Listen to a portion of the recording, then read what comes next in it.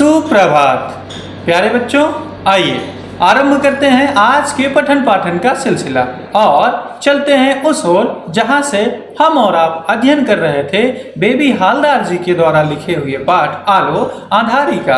प्यारे बच्चों, हमने आपने कल के अंक में जाना था कैसे तातुस जो है अपने मित्रों तक बेबी हालदार की लेखन सामग्री को पहुंचाते थे और मित्रों का जो जवाब आता था उसको पढ़ करके तातुस कैसे बेबी हालदार को प्रोत्साहित करते थे। और कई बार ऐसा होता था जब आपने जाना था कि बेबी हालदार और तातुस के मित्रों का सीधा संपर्क होता था, तो कुल मिला के पत्र व्यवहार में आपने ये जाना था कि जो तातुस के मित्र थे वो लेखिका को कैसे प्रोत्साहित करते थे। इसके बाद हमने आपने जाना था लेखिका का जीवन कैसे एकदम शांत था, वो इस भागम भाग भरी दुनिया से कैसे बिल्कुल दूर थी।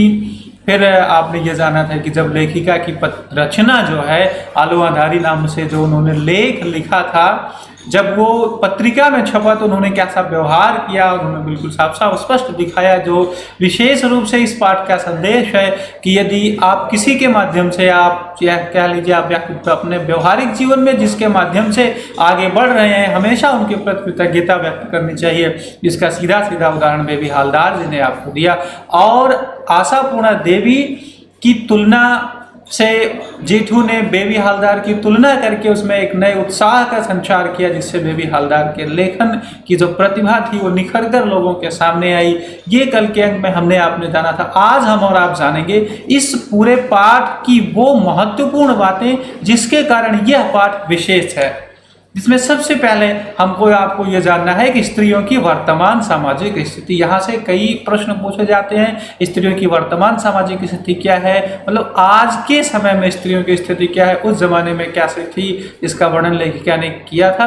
तो जैसा कि आप जानते हैं कि स्त्री और पुरुष एक सिक्के के दो पहलू होते हैं, दोनों एक दूसरे के पूरक होते हैं। आप कह लीजिए दोनों में अन्योन्याश्रित संबंध होता है, परंतु समाज में ऐसा देखा गया है, जो वास्तविकता है वो ये है कि पुरुष का वर्चस्व समाज में दिखाई देता है और पुरुष के अभाव में स्त्रियों को तमाम प्रकार की समस्याओं का सामना करना पड़ सकता है। जैसा कि आपने पाठ में देखा, परित्यक्त जीवन व्यतीत करने वाली लेखिका के सामने कैसे रोज एक नई समस्या उत्पन्न हो जाती थी, जिसका वर्णन उन्होंने किया।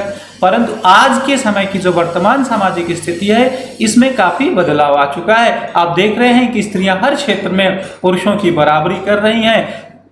साथ ही साथ आपने देखा होगा कई बड़े महानगरों में तो ऐसी स्थिति देखने को मिलती है कि विवाहित अविवाहित स्त्री बिल्कुल अकेले रहती है और किसी की हिम्मत नहीं है कि उनके साथ कुछ उद्दंडता कर दे। जैसा आपने पाठ में अध्ययन के दौरान देखा था कि लेखिका के समक्ष कई बार ऐसी स्थिति उत्पन्न हो गई कि लेखिका को सामाजिक दुर्व्यवहार का सामना करना पड़ा।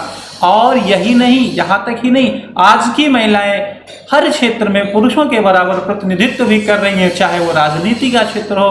राजनीति के क्षेत्र में आप देखिए तो आपकी पूर्व राष्ट्रपति प्रतिभा देवी सिंह पाटिल जी रह चुकी हैं, बंगाल की पश्चिम बंगाल की मुख्यमंत्री आप देख लीजिए ममता बनर्जी जी, और आप देखना चाहें तो मानव संसाधन विकास मंत्री स्मृति ईरानी रह चुकी हैं। खेल के क्षेत्र में आप जान ही रहे हैं मैरी कॉम, मिताली राज जैसे विशिष्ट प्रतिभाएं। शिक्षा के क्षेत्र में आपके अपने विद्यालय में शिक्षिकाओं की स्थिति आप देख ही रहे, अर्थात किसी भी क्षेत्र में महिलाएं जो है पुरुषों से कमजोर नहीं है। इसके बाद इस पाठ का सबसे महत्वपूर्ण तथ्य एक और ये आता है कि बेबी के सफर में रिश्तों की जो सच्चाई, रिश्ते कैसे बनते हैं और कैसे बिगड़ते हैं, इस पर थोड़ा सा लेखिका ने प्रकाश डालने का प्रयास किया है। जिसमें ये प्रस्तुत पाठ यह सिद्ध करता है कि वर्तमान कार्य व्यवहार कहीं अधिक श्रेष्ठ है खून के रिश्ते से। इसका सीधा सा उदाहरण आपने बेबी के हालदार के जीवन से देखा था। कई जगह आपने ऐसा देखा था कि जब बेबी हालदार के परिवार के लोग उसका साथ नहीं देते थे,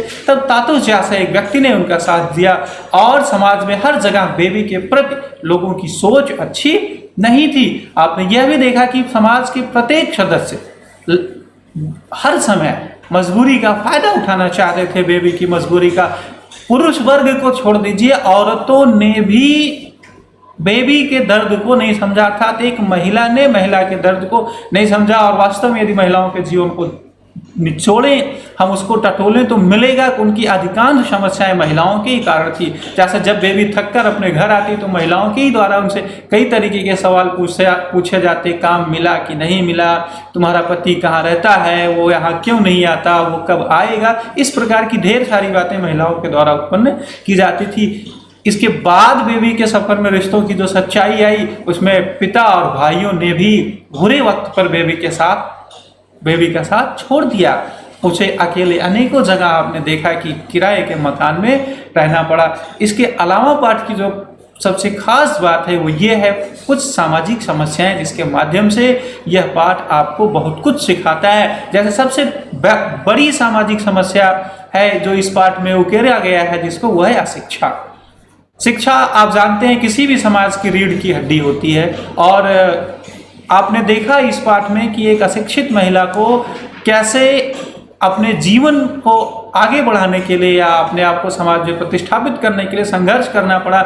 यदि बेबी हालदार पढ़ी लिखी होती तो जब उसके पति ने उसको घर से निकाल दिया तो शायद उसे घरेलू नौकरानी के रूप में काम करने की आवश्यकता नहीं पड़ती, बल्कि वो अपनी योग्यता के अनुसार किसी अच्छी जगह का चयन कर सकती थी, परंतु ऐसा हुआ नहीं। दूसरी प्रमुख समस्याओं में आता है बाल विवाह। आपने देखा अधिकांश समस्याएं बेबी के जीवन में इस कारण उत्पन्न हुई कि उसका विवाह बचपन में हो गया। व्याख्या के क्रम में आपने जाना था कि बेबी का जो पति था वो उनसे लगभग 12-14 साल की उम्र में बड़ा था। बेबी 6वीं कक्षा को पास करते करते इसका विवाह हो गया था। तो कहीं न कहीं बाल विवाह की समस्या को भी इस पाठ में उकेरा गया है। अगली प्रमुख समस्या इस पाठ में जिस पर विशेष जोर दिया गया वह है पुरुष प्रधान समाज। इसको बताने की आवश्यकता है ही नहीं, कदम कदम पर बेबी को एक पुरुष की आवश्यकता महसूस होती थी। और एक और सबसे खास बात यह है कि अभाव में लोगों के जीने की जो स्थिति, कहने का तात्पर्य यह है, यहाँ से लेखिका जो संदेश देना चाहती हैं कि हम जिस परिस्थिति में हैं, अगर उस परिस्थिति को वैसे ही स्वीकार करके जीते रह जाएंगे तो हम वैसे ही बन जाएंगे, उसके आगे कुछ कर नहीं सकते। जैसा कि आपने देखा कि तमाम जगहों पर जिसका वर्णन लेखिका ने किया कि जैसे शौचालय की व्यवस्था नहीं है, बाथरूम और क्या कह लीजिए बिजली की व्यवस्था नहीं है, अच्छे मकान नहीं है, सड़क नहीं है, पानी के बहने की का प्रबंध नहीं है, और लोग खुशीपूर्वक प्रसन्नता से उस स्थिति में रह रहे हैं, उनको उससे किसी भी प्रकार की शिकायत नहीं है।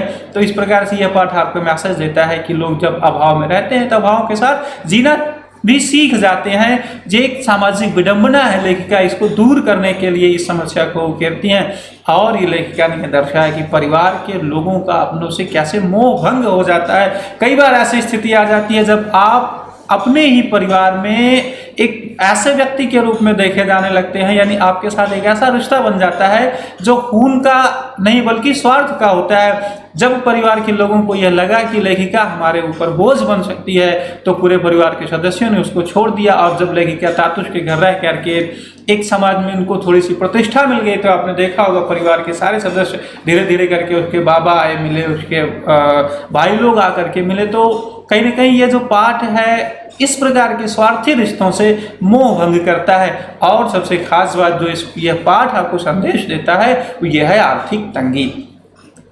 आर्थिक तंगी कई समस्याओं को अपने साथ लेकर के आती है। जैसा कि आपने देखा लेखिका को किराए के लिए अच्छा मकान नहीं मिला। मकान अच्छे तो थे परंतु आर्थिक स्थिति अच्छी नहीं थी, जिस कारण लेखिका उस मकान में रह नहीं सकती थी। अच्छे विद्यालय में लेखिका बच्चों को पढ़ाना चाहती थी लेकिन पढ़ा नहीं पा रही थी, क्यों? क्योंकि आर्थिक तंगी थी। और ढेर सारी समस्याएं आपने लेखिका के जीवन से देखा जो सिर्फ और सिर्फ उसकी आर्थिक तंगी पर निर्भर है। इसके बाद इस पाठ की एक सबसे महत्वपूर्ण घटना जो कभी कभी पूछ ले जाती है कि रमणदा और लेखिका का व्यवहार। तो लेखिका इसको स्मरण करती हुए लिखती हैं कि एक बार ऐसा हुआ कि लेखिका ने रमणदा के कमरे में खाना रख दिया और कहीं कोई धूल या कोई अन्य पदार्थ, अपशिष्ट पदार्थ उस भोजन पर ना पड़े, इसको ध्यान में रखते हुए लेखिका ने उस थाली को प्लेट से ढक दिया। और उस समय रमणदा थे नहीं और रमणदा बाहर गया था। रमणदा जब कमरे में आए तो उन्हें इतनी जोर की भूख लगी थी कि वो यह देखा ही नहीं उसने कि प्लेट सीधी है या उल्टी है। वह सीधा प्लेट को उठाया, उसमें भोजन निकालता है और खाना आरंभ कर दिया। जब उसमें भोजन निकाल करके वो खाने के लिए तत्पर हुए, तब वो देखते हैं कि जो सब्जी है, उसकी जो तरी है, वो पूरे टेबल पर बिखर गई है। तो रमणदय कैसे कहते हैं कि ऐसा देख करके मुझे बड़े जोर जोर की हंसी आई और मैं इस अपनी मूर्खता पर बार बार हंसता रहा। अब भी जब मैं उस घटना को याद करता हूँ तो मुझे हंसी आती है। ये प्रसंग इसलिए मैं आपको सुना रहा था क्योंकि कई बार पूछा जाता है कि लेखिका और रमणदय के व्यवहार पर टिप्पणी लिखिए। प्यारे बच्चों, आज के अंक में बस इतना ही। इस पूरे पाठ की ये खास बातें थी। हमने आपने क्या सीखा, इसको जानने के लिए हल कर लेते हैं आज का कार्यप्रपत्र। आज के कार्यप्रपत्र का हमारा पहला प्रश्न, बेबी की जिंदगी में तातुश का परिवार यदि न आया होता तो उसका जीवन कैसा होता? कल्पना करें और लिखें। आपको जैसा भी लगेगा अपनी व्यक्तिगत कल्पना के आधार पर इसमें लिखना है। दूसरा प्रश्न यह है कि पाठ में वर्णित सामाजिक समस्याओं पर अपने विचार लिखिए। तीसरा और अंतिम प्रश्न है, स्त्री और पुरुष एक सिक्के के दो पहलू होते हैं विषय पर आलेख लिखिए। धन्यवाद और आपका दिन मंगलमय हो।